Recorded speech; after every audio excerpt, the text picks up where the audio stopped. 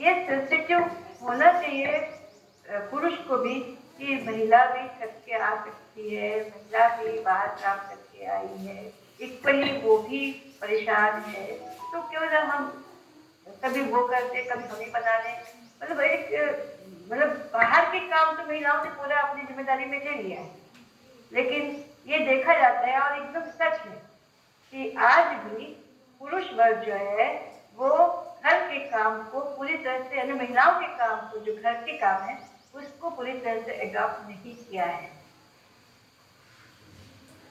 और जिन लोग करते भी है ना, वो न्यूक्लियर फैमिली जो अकेले रहते हैं वो लोग करते हैं। अगर उनके घर में कोई और है मेंबर, तो वहां तो बिल्कुल नहीं करते कि भाई वो लोग क्या बोलेंगे, एक संकोच है। ये सारी चीजें थोड़ी थोड़ी हटानी पड़ेगी, तभी जाकर के एक स्वस्थ और सुंदर समाज हमारे सामने बन सकता है, आगे आ सकता है। इसकी इम्पोर्टेंस है, ह्यूमन राइट्स की बात हमने की थी। ह्यूमन राइट्स और डिग्निटी के लिए जरूरी है, सस्टेनेबल डेवलपमेंट के लिए, हमेशा के लिए जो विकास है, विकास के लिए, इकोनॉमिक ग्रोथ के लिए भी बहुत जरूरी है इक्वालिटी। पॉवर्टी रिडक्शन के लिए भी बहुत जरूरी है कि भाई एम्पावरिंग जो वीमेन है या गर्ल्स हैं वो पूरी कम्युनिटी जो उनकी जो कम्युनिटीज हैं उनको पूरा हेल्प कर सकती है। जैसे मैंने इसके पहले एग्जाम्पल दिया कि अगर वीमेन को एम्पावर करेंगे तो वो आपके साथ कंधे से कंधा मिला के चल सकती हैं, आपके विपरीत समय पर आपके लिए कर सकती हैं, काम कर सकती हैं, आपके मदद कर सकती हैं। तो ये डिफरेंस नहीं रहना चाहिए। तो पॉवर्टी रिडक्शन जरूरी है, और महिलाएं अगर इकोनॉमिकली अगर पावरफुल होंगी तो वो समाज के लिए ही काम करेंगी। एजुकेशन की एरिया इसका है कि एजुकेशन होना चाहिए गर्ल्स के लिए और बॉयज के लिए इक्वली होनी चाहिए, बिल्कुल बराबरी से। बॉयज और गर्ल्स में एजुकेशन को लेकर के किसी प्रकार का भेदभाव नहीं होना चाहिए। एम्प्लॉयमेंट की बात है, इक्वल पे होना चाहिए। आजकल तो है कि समान काम समान समान वेतन तो सिस्टम आ ही गया है। कहीं कहीं पर अभी भी है, जैसे मैंने लेबर की बात की थी, जहाँ पर काम करते हैं, लेबर का काम करते हैं लोग, तो मेल और फीमेल में डिफरेंशिएट किया जाता है। फिर है health care, reproductive health services, equal medicine care, medical care भी उसको पूरी पूरी बराबरी से मिलनी चाहिए दोनों को ही। पॉलिटिक्स में भी रिप्रेजेंटेशन तो है ही है, परसेंटेज तो आप जानते हैं परसेंटेज कम है, लेकिन फिर भी महिलाएं तो हैं। सोशल एंड कल्चरल नॉर्म्स में भी जो हार्मफुल स्टीरियोटाइप्स हैं उसके लिए जो इंक्लूसिव एटीट्यूड है उसको प्रमोट करना, उसको डेवलप करना है। मतलब समावेशी अभिवृत्ति, ये मतलब इसका मतलब ये हुआ कि जो हमारे समाज में लोग हैं सबको हम स्वीकार करें, सब में जो जो भी कैपेसिटीज हैं, जिसके अंदर जो कमियां हैं उसको समझ करके और उसी तरह से उनको स्वीकार करें। तो ये इससे सोशल कल्चरल नॉर्म जो है वो डेवलप होता है। अब डायमेंशन क्या क्या है, सोशल इक्वालिटी है, इक्वल एक्सेस होगा एजुकेशन हेल्थ सोशल सर्विसेज में। फिर है इकोनॉमिक इक्वालिटी होगी, इक्वल पे, जो बात हम लोग डिस्कस कर भी चुके हैं।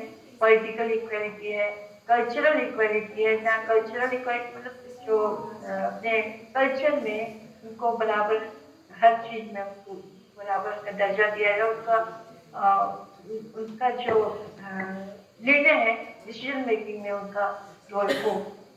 जेंडर इक्वालिटी का गोल हो सकता है empower women and girls, girls और वुमेन को अगर एम्पावर करेंगे तो पावर करना जेंडर इक्वालिटी का बहुत बड़ा लक्ष्य है।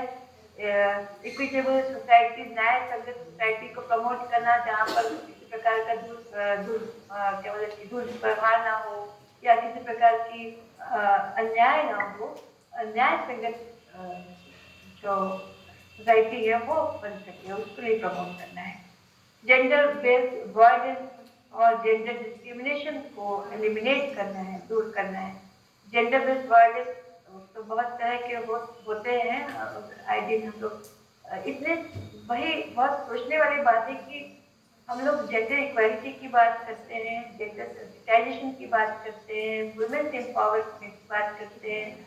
गवर्नमेंट की भी बहुत सारी पॉलिसीज हैं, लॉ में भी बहुत सारी बातें के बारे में की जा चुकी, नियम बनाए जा चुके हैं। बतौर इसके भी ये जो जेंडर बेस्ड वायलेंस है, ये अभी तक हो ही रहा है।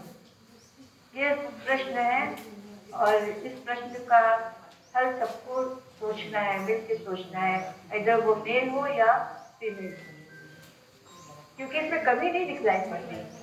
या तो हमारे कानून में कुछ बदलाव की आवश्यकता है, या लोगों के दृष्टिकोण में बदलाव की तो आवश्यकता है ही।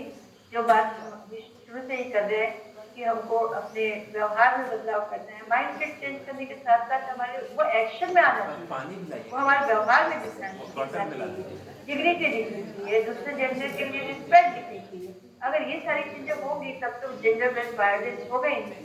लेकिन फिर भी अभी दिखलाई पड़ता है। इसके लिए ये सोचना है, अभी यंग जनरेशन बिल्कुल नहीं इन सब बातों को समझ रही है कि इसके लिए क्या किया जाना चाहिए। Foster equal partnership and relationship, equal partnership हर चीज में, रिलेशनशिप में भी कोई कम नहीं है या कोई ज्यादा नहीं। एम्पैथेटिक व्यू होना चाहिए, सिंपैथी नहीं कि महिला है तो बेचारी है, या महिला है तो वो किसी भी चीज में कम है, या उसकी कैपेसिटी कम है, या वो कमजोर है। नहीं, सिंपैथी नहीं बल्कि इम्पैथी रखें हर कोई, तो वो ज्यादा अच्छा काम करेगा और इसका का गोल भी है। अच्छे human rights and social justice for all, social justice सबके लिए और ह्यूमन राइट्स प्राप्त करना, ये भी बहुत बड़ा गोल है जेंडर इक्वालिटी। अब जेंडर इक्वालिटी के टाइप देखिए, यहाँ पर 3 तरह के बताए गए हैं। फॉर्मल है, जिसमें कि लॉ और इक्वल राइट्स की बात की जाती है। सब्सटेंटिव इक्वालिटी है, जिसमें कि अपॉर्चुनिटीज, अवसर की बात और आउटकम की बात की जाती है। ट्रांसफॉर्मेटिव इक्वालिटी है, जिसमें कि चैलेंजिंग है, सोसाइटल नॉर्म्स है, उसके स्ट्रक्चर है, उससे रिलेटेड जो इक्वालिटी है उसकी बात की जाती है। तो अगर हम सब मिला करके देखें तो सेंसिटाइजेशन जो होता है एक प्रोसेस होता है जो कि अवेयरनेस क्रिएट करता है, और वहीं पर इक्वालिटी जो है वो इक्वल राइट्स, अपॉर्चुनिटीज और बराबर जो ट्रीटमेंट है उसको प्राप्त करने का एक गोल होता है। तो मैं सोचती हूँ कंप्लीट हो गया। Hello,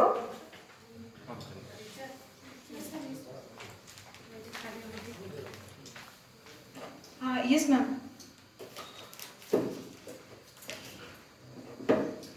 thank you so much ma'am. सबने सुना कि हेलो? यस मैम, बिल्कुल आपने जो भी बताया हमने सब कुछ सुना, जो भी आपने बताया एक एक चीज, आपकी स्लाइड का भी सारा कुछ हमने देखा।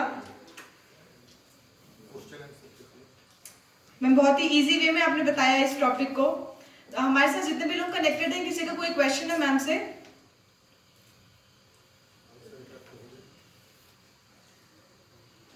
मैम आई थिंक किसी का कोई क्वेश्चन नहीं है। सर एक मैम एक क्वेश्चन है हमारी तरफ से। हमारे एक सर हैं, हमारे एक असिस्टेंट प्रोफेसर है mister Varun Kumar sir from botany department, उनका क्वेश्चन है। नमस्ते मैम, मैं एक क्वेश्चन पूछना चाहूँगा। नमस्कार। जेंडर इक्वलिटी और जेंडर इक्विटी शब्द भी एक आजकल यूज किया जाता है, तो दोनों शब्दों में क्या डिफरेंस है बेसिक? मैं ये जानना चाहूँगा ma'am, gender equality and gender equity. Gender equality जो है वो एक कंडीशन है, ठीक है। जेंडर इक्वालिटी कंडीशन है कि हम कोई ऐसी स्थिति रखें कि हम डिफरेंस ना हो किसी प्रकार का। तो जो लोग हैं जो जेंडर के हिसाब से डिफरेंशिएशन किया जाता है वो ना हो, तो वो एक कंडीशन है, वो एक व्यवहार है, और इक्विटी जो एक थॉट है।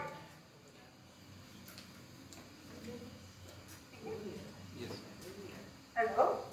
हाँ यस मैम, यस मैम। एक और सोशल जस्टिस की भी बात की जाती है मैम, जेंडर जस्टिस की। जेंडर समानता के मतलब लैंगिक समानता के बजाय लैंगिक जस्टिस एक न्याय संगत बात हो, तो जहाँ तक मैं मानता हूँ मैम कि महिलाएं कभी भी उनका रोल कम नहीं रहा है, पुरुषों से रोल कम नहीं रहा है। हालांकि रोल थोड़ा अलग हो सकता है मैम, परंतु उनका अगर देखा जाए तो उनका महत्व की जहाँ इम्पोर्टेंस की बात है तो उनका पुरुषों से कहीं भी रोल कम नहीं रहा है, बल्कि उन्होंने अपना रोल हमेशा बढ़ चढ़ के निभाया है। हालांकि कई बार हम उनके घर के कामकाजों को कई बार हम उतना समझ नहीं पाते हैं, उनको थोड़ा कम आंक देते हैं। ये हो सकता है कि इकोनॉमिक पॉइंट ऑफ व्यू से हम ऐसा मान लेते हों कि घर के काम में थोड़े सस्ते होते हैं या कम सब लोग कर लेते हैं, इसलिए हो सकता है कि उसको वैल्यू कम दी जाती हो। तो हर चीज़ को हमको फाइनेंशियली नहीं समझ देखना चाहिए, और उसको एक सामाजिक तौर पे एक उसका बहुत बड़ा महत्व होता है। एक बाहर की भी महिला हमारे घर में आके घर काम कर सकती है, परंतु जो घर के सदस्य अपने बच्चों का देखभाल करते हैं एक माँ के रूप में, उसका एक बहुत बड़ा इम्पैक्ट होता है। वो है कि अपना समझ के एक अपने बच्चों का देखभाल करती हैं। जी मैम, थैंक यू। बहुत अच्छी बात है सर, आप ऐसा समझते हैं और हर कोई ऐसा समझने लग जाएगा तो यही तो जेंडर सेंसिटाइजेशन है, राइट। बहुत अच्छी बात है और मैं सोचती हूँ आपके घर का, आपके घर के लोग भी खुश रहते होंगे आपके इस तरह के व्यवहार से, विचार से। देखिए, जहाँ तक सवाल है कि घर के काम करती महिलाएं और इकोनॉमिक सोर्स का वो नहीं रहता है, अगर आप हिसाब करेंगे ना तो घर के एक एक काम के लिए अगर आप बाहर के लोगों को हायर करेंगे तो आप देखिए कितना खर्चा बैठेगा।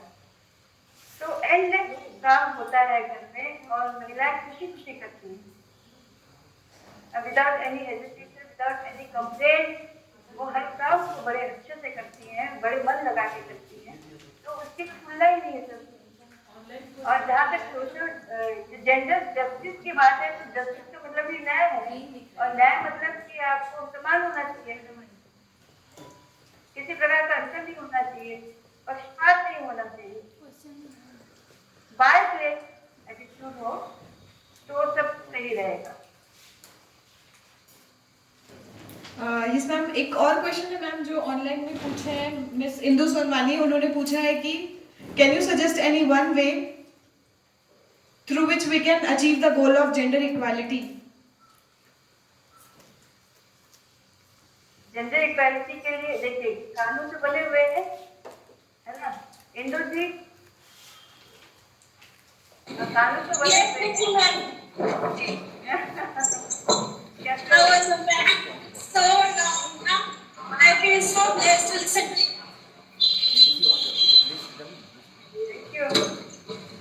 तो इंदु जो लॉज बने हुए हैं ना कानून में तो है जेंडर इक्वालिटी के लिए क्या क्या हो सकता है, तो मतलब जरूरत है कि हम उसके लिए आवाज उठाएं। अगर कहीं इनइक्वालिटी हो रही है तो उसके लिए हमको मिलकर आवाज उठाना है, और आवाज उठाते नहीं, सवाल यहाँ पर है ना। अगर हम अपने लिए जस्टिस ना बोले, जस्टिस के लिए हम ना करेंगे, आवाज नहीं उठाएंगे तो फिर कोई क्यों देगा, ये स्थिति है ना। तो जेंडर इक्वालिटी के लिए हमको जो भी लॉ के अकॉर्डिंग चीजें हैं उसको हमको दिखाना पड़ेगा, देखना पड़ेगा, उसके अकॉर्डिंग हमको बात करनी पड़ेगी।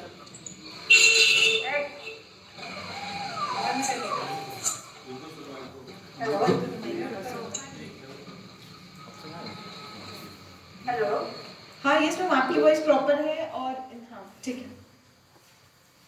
Okay, thank you so much ma'am. और किसी का कोई क्वेश्चन है क्या ऑनलाइन में? किसी और का कोई क्वेश्चन है? आई थिंक मैम किसी और का कोई क्वेश्चन नहीं है और हम लोग इस सेशन के एंड पे पहुंच चुके हैं। Thank you so much ma'am कि आपने अपना वैल्यूएबल टाइम दिया, आपने बहुत सारी चीज़ें बताई। सबसे मेन आपने जो हमें बताया कि हमें स्टीरियोटाइप्स को तोड़ने की ज़रूरत है और हमें हमारे राइट्स के बारे में पता हो, और सबसे इम्पोर्टेंट कि हम लोग सब एम्पावर्ड और एजुकेटेड हों, बिकॉज अगर वुमेन एजुकेटेड होंगी तो फिर आने वाली जो भी सोसाइटी या जो भी जनरेशन होगी वो भी ऑटोमेटिकली एजुकेटेड होगी। अब हम इस सेशन के एंड की तरफ पहुंच गए हैं और मैं वोट ऑफ थैंक्स करने के लिए वाणिज्य विभाग के सहायक प्राध्यापक मिस्टर एमडी अमजद सर को मंच पर बुलाना चाहूंगी।